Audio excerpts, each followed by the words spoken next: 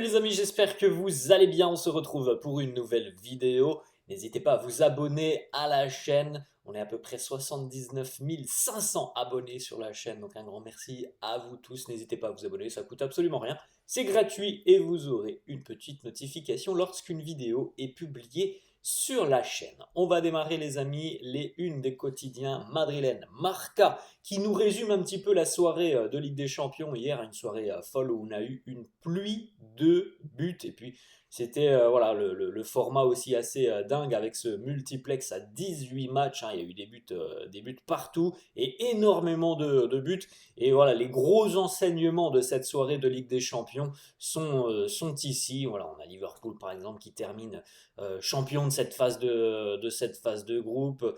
L'Atlético qualifié pour le top 8. On connaît aussi, et on en parlera dans quelques instants, les adversaires potentiels du Real Madrid. On en avait parlé hier, hein, les amis. Il y a du suspense. On ne connaît pas l'adversaire, mais on a deux possibilités. On en parlera dans quelques instants. La une du quotidien AS qui titre Mucha emoción y mucho peligro.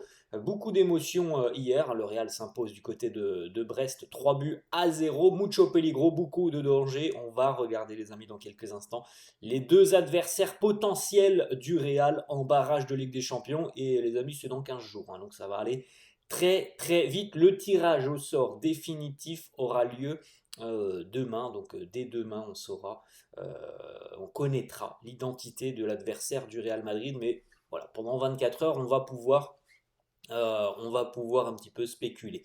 On poursuit les amis donc le résultat de cette rencontre 3-0 hier pour les Merengues du côté de Brest avec l'ouverture du score sur une action en soliste de Rodrigo, hein, qui a éliminé avec facilité le défenseur brestois Brendan Chardonnay. Par la suite, Jude Bellingham à la 56e et Rodrigo 78e qui reprend un ballon, enfin une frappe de Mbappé que le gardien brestois va sortir et Rodrigo est présent pour suivre ce deuxième ballon. Victoire 3-0, mais voilà, l'impression laissée par cette rencontre est quand même, je trouve, assez, moyenne parce que franchement, je trouve que défensivement, on n'a pas été très solide. Alors, il y a un clean sheet pour le Real hier, mais je trouve sincèrement qu'on laisse quand même encore une fois beaucoup trop d'espace, que le côté droit m'a semblé assez fébrile. Lucas Vasquez, souvent Chouameni côté droit, j'ai trouvé ça fébrile.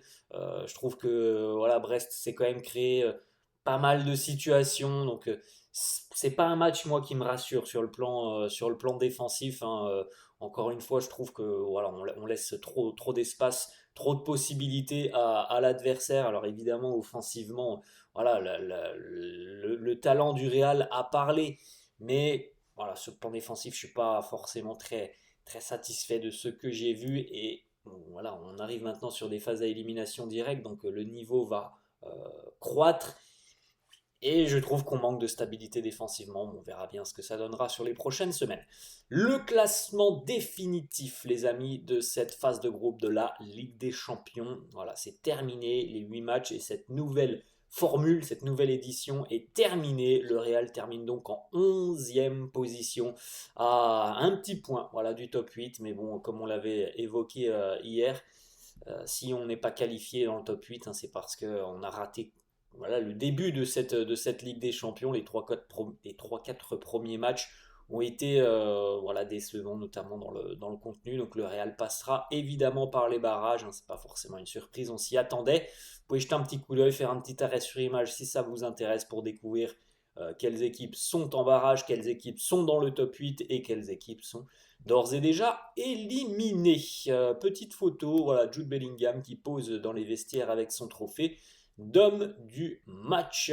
Jude qui a retrouvé le chemin des filets hier et encore une fois une prestation exceptionnelle avec une qualité technique de transmission, de récupération assez dingue pour Jude hier. 10 buts, 10 passes D, voilà, ça y est, c'est fait, le double-double pour l'international anglais. Alors, pas mis longtemps, hein, une demi-saison pour atteindre le double-double pour Jude Bellingham. On regarde les amis les statistiques de Rodrigo qui continuent de se montrer hyper décisif. On rappelle que Vini n'était pas là hier et que Rodrigo continue sur son petit bonhomme de chemin depuis quelques semaines. Il est très en forme. 2 buts hier pour Rodrigo, 6 dribbles réussis sur les 6 qu'il a tentés, 4 tirs, 2 passes clés, 11 duels gagnés sur 12, 5 tacles, 2 longs ballons, 1 interception. Voilà, du grand Rodrigo hier qui a quand même cette statistique assez dingue, les amis. Rodrigo marque en moyenne, enfin contribue sur un but, donc but plus passe décisive, en moyenne toutes les 94 minutes en Ligue des Champions, ce qui est quand même assez dingue, c'est que c'est quasiment une fois par match, tout simplement, pour Rodrigo. On parle quand même de la Ligue des Champions, la plus grande des compétitions, et Rodrigo est décisif à tous les matchs, ou presque. Autre petite information, Rodrigo n'est plus qu'à 6 buts d'égaler son meilleur total en une saison du côté du Real. Donc il a encore presque 4 mois pour égaler ce record. Et étant donné la forme sur laquelle il surfe déjà depuis quelques semaines, on peut penser, et on lui souhaite évidemment, qu'il va aller chercher ce record qui est un record personnel, mais qui doit certainement être aussi voilà, un objectif pour lui. Il est très en forme, il est très à l'aise, il est épargné par les blessures, touche du bois depuis à peu près 2 mois et demi, 2 mois et demi maintenant. Donc tout est idyllique à l'heure actuelle pour Rodrigo. Il a une importance fondamentale dans le jeu, dans l'efficacité, dans l'activité, dans les replis défensifs. Donc voilà, très bien. Pour Rodrigo, c'est une arme évidemment très importante, parfois un petit peu oubliée au détriment de Vini Mbappé, mais il est là, il est toujours présent et il fait le boulot, c'est un joueur exceptionnel. On continue les amis avec cette petite stat. Regardez, la forme de Rodrigo est assez hallucinante. Sur les 9 derniers matchs pour le Brésilien, c'est 10 buts tout simplement. Donc voilà, c'est assez parlant comme statistique. On continue les amis avec le Quatuor. Kylian Mbappé, c'est 22 buts, 4 passes des Vinicius, 17 buts, 9 passes des retours les amis de Vinicius ce week-end pour le déplacement en Liga du côté de Barcelone. Non pas pour affronter le Barça, mais pour affronter l'Espagnol. Rodrigo, 13 réalisations, 7 passes décisives, donc impliqué lui aussi sur 20 buts. Et Jude Bellingham, 10 buts, 10 passes décisives. La prestation de Luka Modric, titularisé hier, remplacé en cours de seconde mi-temps avec encore une fois une ovation du public pour Luka Modric, que ce soit des supporters du Real ou des supporters brestois. Ovation du public pour Luka Modric, une passe D hier, 3 passes clés, 88 ballons touchés, 7 sur 7 pour les longs ballons, 96% de passes réussies, 2 sur 2 pour les dribbles, 5 duels gagnés, 2 dégagements. La petite photo très sympa aussi, regardez, le trio Arda, Rodrigo et Kylian Mbappé. On enchaîne les amis avec des déclarations autour de cette rencontre et voilà, je pense que c'est ce qui vous intéresse aussi le plus, même si je pense que vous le savez évidemment. Qui sera le futur adversaire du Real en Ligue des Champions? Carlo déjà qui nous dit c'est vraiment dommage que l'on ne se soit pas réveillé un petit peu plus tôt dans cette compétition. On a vu le classement les amis tout à l'heure. On sait bien que le Real a manqué le top 8 parce qu'il y a eu des matchs ratés. On peut penser à Lille, on peut penser à Milan notamment aussi. Liverpool, je pense que Liverpool était supérieur, donc il n'y a pas trop de problèmes par rapport à Liverpool, mais Lille et Milan, on n'a jamais vu le Real à un bon niveau sur ces deux rencontres et ça coûte cher. Voilà, ça coûte cher, ça coûte une place dans le top 8 pour les merengues, c'est comme ça. On continue avec Carlo qui réagit par rapport donc, à ce nouveau format de la Ligue des Champions. On peut le faire maintenant, on peut réagir puisque c'est terminé pour cette phase de groupe. Personnellement, je n'aime pas ce nouveau format, c'est comme ça. On est parti, je pense, pour quelques années avec ce nouveau format. Moi, je suis pas très hypé par le nouveau format de la phase de groupe. Les matchs à élimination directe, bon, ça change pas, les amis. Il y a toujours eu des matchs à élimination directe. Bon, les matchs la phase de groupe, moi, elle ne me hype pas plus que ça. Je pense que certains ont apprécié, notamment le multiplex hier. Oui, c'est normal. On a eu une pluie de buts. Il y avait 18 matchs, mais bon, moi, je suis pas hypé par cette phase de groupe. Certains, je pense, doivent être hypés. Voilà, il en faut pour tout le monde. En tout cas, Carlo nous dit il y a trop de matchs dans ce nouveau format. Je ne l'aime pas. On enchaîne, les amis. Voilà, enfin, ce que vous attendiez, je pense. Voici les deux équipes que le Real pourrait donc affronter en barrage. Ça sera soit le Celtic Glasgow, soit Manchester City. Il n'y a pas d'autre possibilité, hein, les amis. Ça sera soit le Celtic, soit City. C'est 50-50. Franchement, les amis, on va pas se mentir. Moi, je le sens gros comme une maison. On affronte City tous les ans. Donc, je le sens gros comme une maison. Ça sera de nouveau City. Et franchement, c'est un peu décevant parce que on les affronte tous les ans. Donc, j'aurais préféré encore un autre adversaire. Mais sincèrement, les amis, on verra ce que donnera le tirage au sort. Mais j'ai quand même l'impression que l'histoire va se répéter et que l'on va de nouveau retrouver Manchester City. Alors, Manchester City qui n'est certainement pas en forme comme les saisons précédentes, hein. Ça, je pense qu'il n'y a pas trop de doute là-dessus. Mais on peut dire aussi un petit peu la même chose du Real, hein. City est passé hier en deuxième mi-temps après avoir été mené 1-0 à la mi-temps. Euh, voilà, ça serait vraiment, je trouve, décevant parce qu'on les affronte tous les ans. Je crois que j'ai vu passer il me semble que j'ai vu passer la stat. Déjà, ça fait, je crois, 3 ans consécutivement qu'on affronte City et il me semble que sur les 5 dernières années, il y a 4 affrontements face à City. Donc moi j'aimerais voir le Celtic, mais bon, je le sens gros comme une maison, on verra.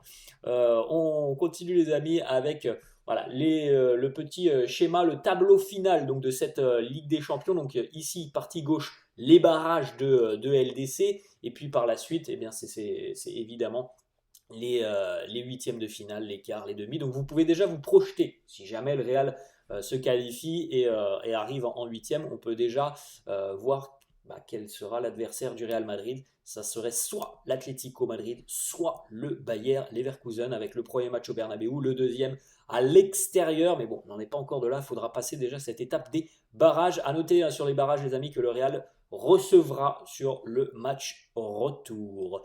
À noter, les amis, que donc, le Real, ça sera soit le Celtic ou Manchester City. Pour Manchester City, c'est soit le Real, soit le Bayern. Je ne sais pas quelle est la préférence des Citizens, mais en tout cas, City va taper du gros. Ça, c'est une certitude. Sans manquer de respect au Celtic, le Real a quand même un petit peu plus de chance au tirage, par exemple, qu'une équipe comme City. C'est normal, le Real a terminé aussi devant Manchester City. Mais voilà, comme je l'ai dit, j'ai quand même l'impression que l'histoire va de nouveau se répéter et que le Real va encore une fois affronter Manchester City. On a plusieurs déclats sur ce tirage au sort. Carlo qui nous dit City ou le Celtic. Eh bien, City a plus de chances de remporter la Ligue des Champions. Donc voilà, on peut se douter, les amis, que on préférerait quand même affronter le Celtic du côté de Carlo. Alors après, City, c'est une équipe que l'on connaît très très bien. Et comme on l'a dit, City n'est pas en grande forme quand même cette saison. Alors, on ne va pas dire que le Real est sur une forme étincelante non plus cette saison et que le Real écrase tout. L'année dernière, on pouvait être très confiant par rapport à la rencontre face à City parce que le Real écrasait tout. Mais City aussi était d'un très très haut niveau. Je pense que cette année, les deux équipes, le Real et City, sont quand même un petit peu en dedans, mais ça nous promettra évidemment une affiche exceptionnelle si c'est ce fameux Real City. On poursuit avec Carlo qui nous dit nous n'aimons pas jouer contre Manchester City. On sait très bien que le plan sera certainement le même que les saisons précédentes si on affronte City, et ça aussi c'est la problématique, c'est qu'on ne va pas trop voir le ballon. On va essayer de bien défendre, mais la problématique, comme je vous l'ai dit tout à l'heure, les amis, c'est que moi, personnellement, je pense que je ne suis pas le seul. Je pense qu'on ne défend pas très très bien. Alors City aussi ne défend pas très très bien. Mais voilà, on ne va pas beaucoup voir le ballon. On va jouer en contre-attaque. Donc voilà, personnellement, hein, je préférerais que ça soit le Celtic. On continue avec Thibaut Courtois qui nous dit nous sommes prêts pour les playoffs. On n'a peur de personne. Et oui, évidemment que le Real n'a peur de personne, mais franchement, je pense que vous le ressentez. Voilà, on affronte City tous les ans. Hein, j'aimerais bien voir un autre adversaire quand même. On continue avec Rodrigo qui nous dit Manchester City, c'est toujours difficile, mais à ce stade de la compétition, peu importe, ça sera difficile. Alors, ce serait pas un cadeau hein, d'affronter le Celtic hein, quand il faut aller jouer du côté du Celtic Park. Voilà, ça peut être déjà très compliqué, mais le Celtic à l'extérieur a quand même beaucoup de difficultés et l'avantage de recevoir au Bernabeu serait quand même prépondérant, je trouve, pour les Merengues. Ensuite, quelques joueurs ont réagi en zone mixte. Celtic ou City, Rudiger qui nous dit c'est la même chose, Modric qui nous dit je ne sais pas, on verra bien vendredi, Valverde qui nous dit on doit gagner, n'est-ce pas, et Tchouaméni qui nous dit les deux. Voilà.